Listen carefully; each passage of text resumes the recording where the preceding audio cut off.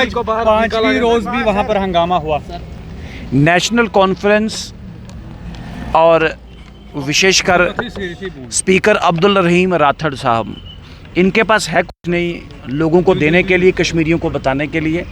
जितने भी मैनिफेस्टो में, अपने घोषणा पत्र में इन्होंने जो वायदे किए हैं, एक भी वायदा ज़मीन पे उतारने के लिए, चाहे वो 5,000 रुपया का जो स्टाइफन देने की बात है, 12 सिलेंडर की बात है, 200 यूनिट बिजली की बात है, या और भी जिसे कहते हैं बड़ी बड़ी एक डींगे इन्होंने मारी है मैनिफेस्टो पे। इनका गवर्नर्स एड्रेस फ्रॉड है, ये उस पर चर्चा नहीं करना चाहते, इसलिए 3 दिन से कभी मार्शल लगाते हैं, कभी तमाशा करते हैं, कभी इधर करते हैं, कभी रेजोल्यूशन लाते हैं। भारतीय जनता पार्टी कश्मीर के लोगों के साथ है। भारतीय जनता पार्टी जम्मू कश्मीर के लोगों की बहबूदी चाहती है।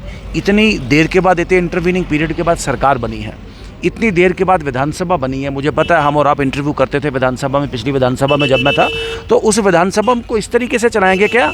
मुझे लगता है जो 6-7 दशकों तक इन्होंने जो लूट यहाँ पे मचा के रखी, जो तमाशा बना के रखा, और आज एक नैरेटिव बनाने की कोशिश की जा रही है। धारा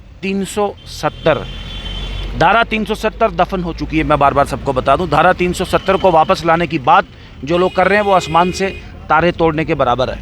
ये पाकिस्तानी और ख़ासकर अलगाववादी और separatist agenda Bharatiya Janata party नहीं चलने देगी।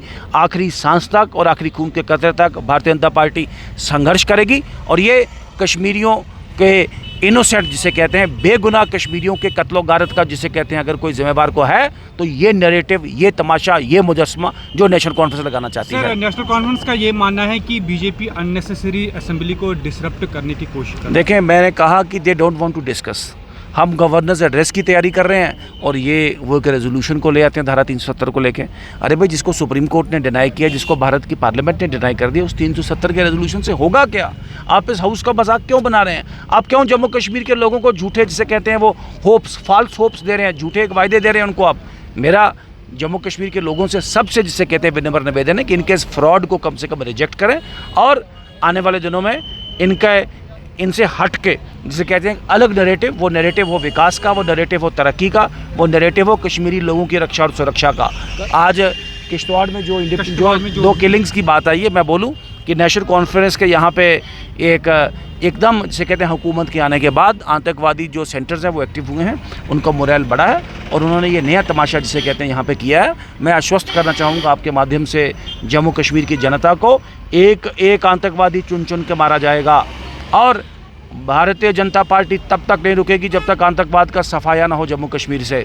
नेशनल कॉन्फ्रेंस अपने नैरेटिव से उनको ऑक्सीजन देने की कोशिश करेगी, लेकिन हम जम्मू कश्मीर के लोगों की रक्षा और सुरक्षा के लिए वचनबद्ध हैं। सर, जम्मू कश्मीर में सरकार बनने के बाद आपको लगता है कि जो टेररिज्म का ग्राफ है वो बढ़ता जा रहा है? देखें, मैंने कहा टेररिज्म का ग्राफ नहीं, इनके आने से एक नई एनर्जी उनको मिली है और आपने देखा होगा कि इनके आने के बाद ही मुशाल मलिक राहुल गांधी को चिट्ठी लिखती है।